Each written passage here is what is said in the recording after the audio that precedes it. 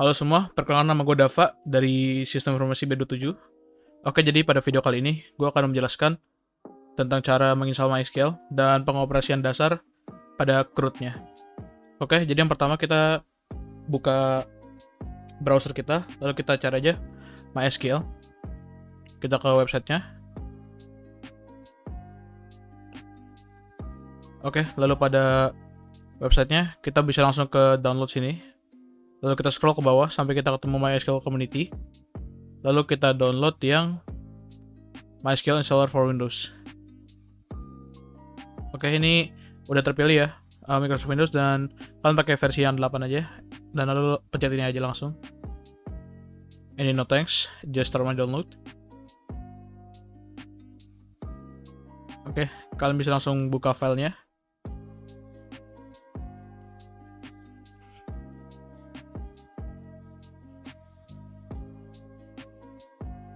Oke, jadi di sini gue bakal pakai editor dari MySQL langsung. Jadi gue bakal pakai custom. Tapi kalau misalkan kalian punya kayak XAMPP atau mungkin data grip, kalian bisa langsung pilih yang server only aja. Tapi gue bakal pakai ini. Lalu gue bakal pilih MySQL server yang paling baru. Gue pindahin dulu. Lalu application juga, workbench-nya gue bakal pakai yang paling baru. Lalu gue klik next, lalu execute. Nah, ini akan mendownload dan gue bakal jump cut sampai udah selesai downloadnya. Oke, jadi execute udah selesai, kita bisa langsung pencet next saja. Lalu ini kita bakal diarahkan ke tempat seperti ini. Ini kita pencet next saja, nggak usah ada yang diubah-ubah. Ini juga pakai yang use strong password encryption for authentication karena itu paling aman. Lalu ini kalian bikin password sesuai dengan yang kalian mau. Gue bakal bikin sama kayak password di PC gue aja. Oke, lalu kalian pencet next. Ini juga kalian pencet next saja. Ini next. Lalu ini kita execute lagi. Oke, ini udah selesai execute. Lalu kita tinggal pencet finish. Next. Lalu kita buka aja MySQL Workbench atau kalian bisa buka XAMPP or something like that, atau data grip. Oke, ini pasti udah ada kayak gini. Cuman kalau misalkan kalian nggak ada gini, di awal misalkan nih gue delete dulu. Kalian bisa pencet yang tanda plus ini. Nih gue full screen ya. Kalian bisa pencet tanda plus ini. Connection name-nya misalkan latihan. Nah, kalian bisa langsung gini aja. Ini nggak usah diisi. Terus habis itu langsung test connection ya. Maksudnya kalian input sama kayak yang tadi.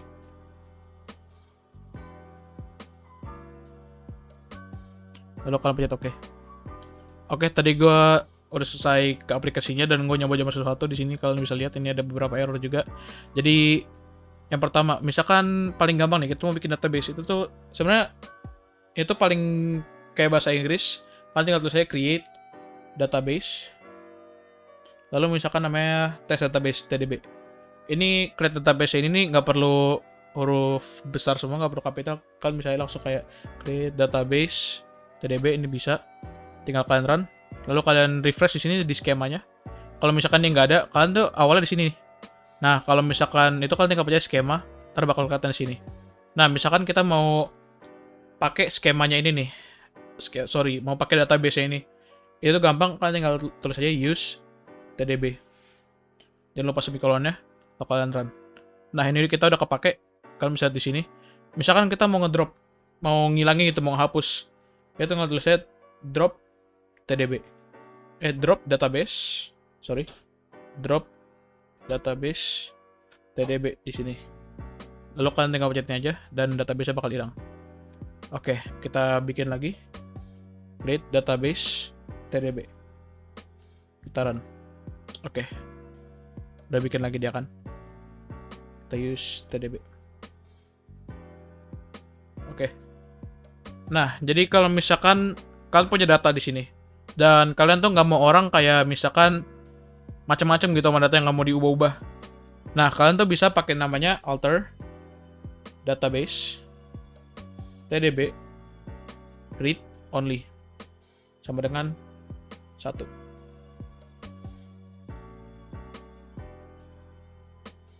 Nah, dia tuh bakal ngebikin database itu jadi read only. Misal nih, gue contoh mau ngehapus.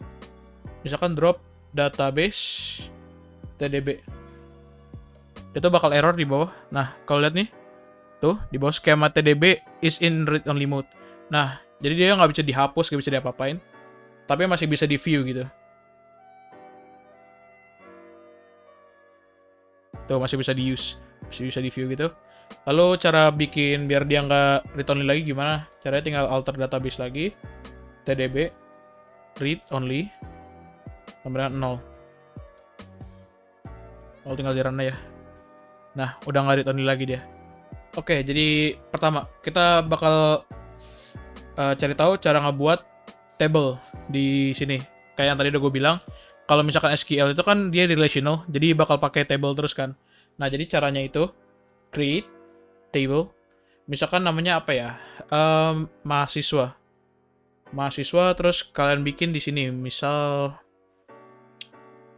gue bikin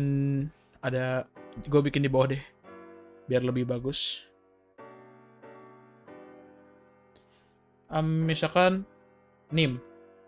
Lalu name ini kan kita mau jadiin string ya. Jadi kalau string di sini tuh dia namanya varchar atau var karakter gitu lah, varchar. Lalu kalian bikin di dalam ini ya, misalkan maksimal name itu 10 gitu misalkan. Lalu kalian tinggal pakai koma. Kalian ini bisa langsung di samping atau di sebelah kanannya itu juga bisa. Misalkan nama awal. Nama awal. Pasti juga string juga kan. Nama awal string, lalu misalkan kita bikin maksimal 15. Lalu nama akhir. Kita pakai varchar juga. 15 sama juga. Lalu misalkan tahun pendaftaran. Di sini kita bisa pakai integer. Misal langsung aja ditutup kalau integer. Oke, misalkan kita run. Nah, dia udah ngebuat di sini kalau kalian bisa lihat dia udah ngebuat tablenya. Lalu gimana cara kita nge-select table itu atau nge-view table itu gimana caranya? Nah, jadi caranya itu kalian bisa langsung aja select asterisk atau bintang from mahasiswa. Jangan lupa titik koma. Nah, kalau misalnya kan ada name, nama akhir, nama awal, nama akhir, dan nomor pendaftaran. Oke, ini kayak kegedean, gue dulu kekecilin. Oke, nah tapi gimana sih misalkan gue salah gini, gue mahasiswa kayak kepanjangan, gue malas banget ngetik gitu. Jadi caranya itu kalian tinggal rename aja. Sini pakai, sorry gue typo, rename table mahasiswa to misalkan MHS. Lalu tinggal kalian run aja. Nah, coba kita cek ya. Select all from mahasiswa. Masih ada nggak? Pasti nggak ada kan? Mahasiswa apa nih? Table mahasiswa nggak ada.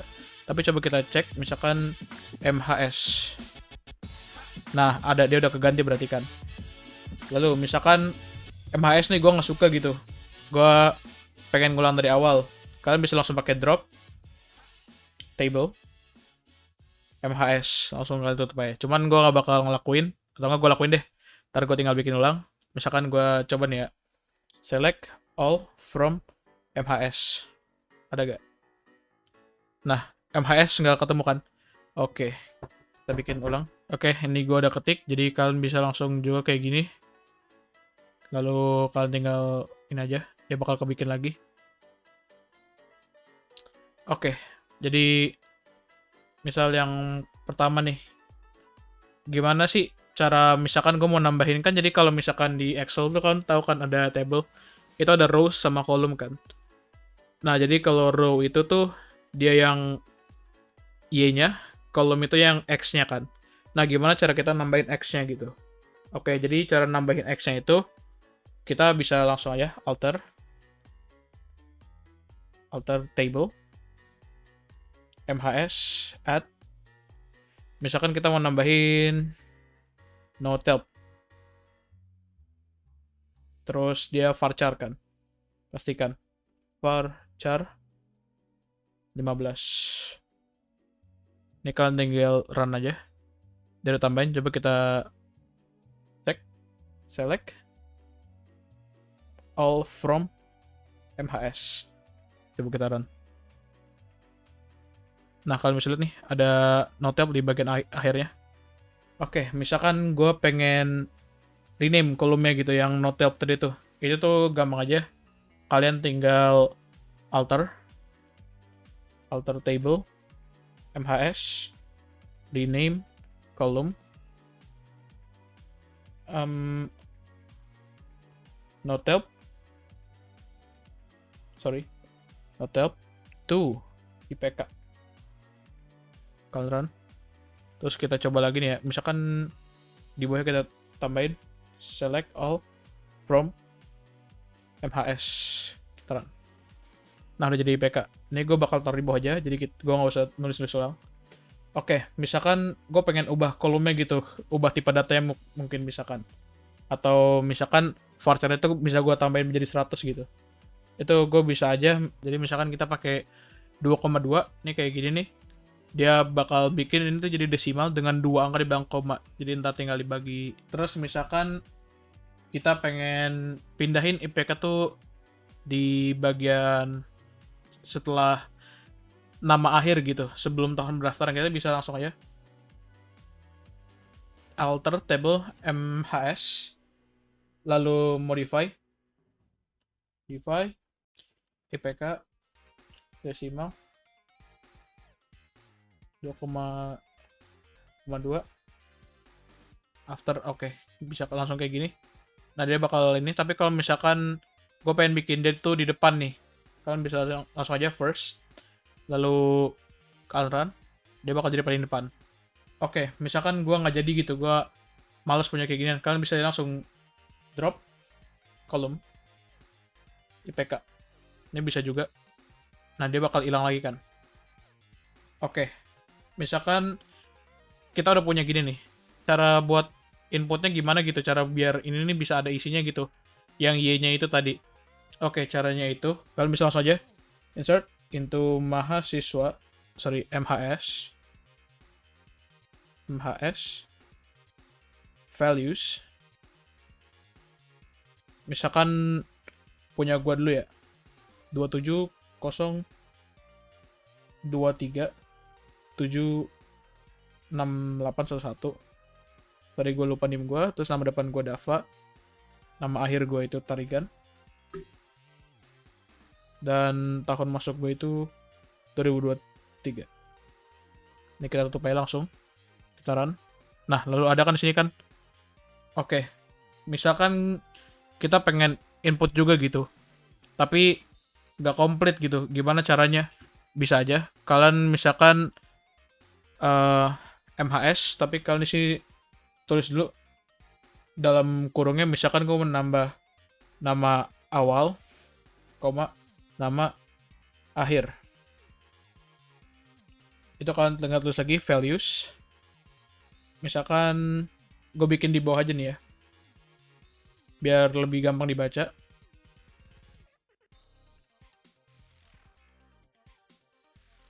Tutup. Oke. Misalkan teman gue Syuja Ardanu. Terus kedua misalkan Farel, sorry kalau namanya salah, Malik. Ketiga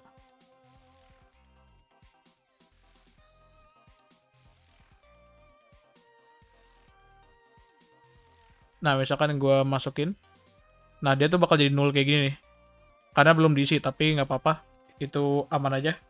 Misalkan kita mau select semuanya, itu tadi tinggal pakai yang ini, bawahnya ini sama aja. Misalkan tapi kita pengen select yang spesifik gitu, misalkan kita pengen select cuman gua doang gitu, jadi kita jangan pakai asterisk, tapi kita pakai misalkan select nama awal, bukan nama gua doang, sorry, misalkan nama awal dan nama akhir doang, nama akhir MS. Nah, dia bakal input ini doang. Terus kita juga bisa misalkan ini kita giniin, kita balik nama akhir koma nama awal, dia bakal kebalik juga. Oke, ini kita ganti lagi ke bintang biar semuanya bisa ini. Lalu misalkan kita pengen select dari tahun pendaftaran nih, kan baru gua doang nih. Jadi kita bisa langsung gitu kan. Lalu kita bisa ya select kayak gini juga. Cuman kita tambahin lagi where tahun underscore pendaftaran equals to 2023. Dia bakal nge-select gua doang. Tapi kalau misalnya kita pengen select yang belum ada gitu, misalkan kita punya data banyak banget dan kita pengen jadi nih, apa sih yang belum? Kalau misalkan ada yang belum, kita pakai aja is null. Jangan sama dengan null. Pakai gini. Nah, tuh bakal semuanya ketampilkan. Oke, misalkan kita saya tuh mau update data gitu. Kita bisa langsung aja. Ini kita hapus dulu. Update MHS set tahun pendaftaran sama dengan 2023 where tahun pendaftaran is null. Oke, jadi mungkin kalian punya masalah sama kayak gue, error code 1175 itu kalian bisa coba tambahin di atas itu set SQL save updates equals 0, lalu kalian run. Nah, dia bakal jadi ini 0 karena ini pakai save update mode tadinya. Ini udah sekarang udah nggak pakai itu lagi, jadi bisa lebih ini. Oke, coba misalkan gua pilih semua, select asterisk from MHS. Dia bakal semua jadi 2023. Oke, next up. Kita mau coba delete data. Misalkan, sorry Farel, misalkan lu mau gue delete. Oke, kita bisa langsung ya delete from MHS where nama, sorry gue typo banget, awal equals Farel. Kita langsung ya. Coba kita select asterisk from MHS. Oke, Farel udah nggak ada. Oke, jadi segitu aja untuk video kali ini. Next up kita bakal pelajari rollbacks and auto commit sama commit gitu, sama mungkin current date, current time. Oke, see you.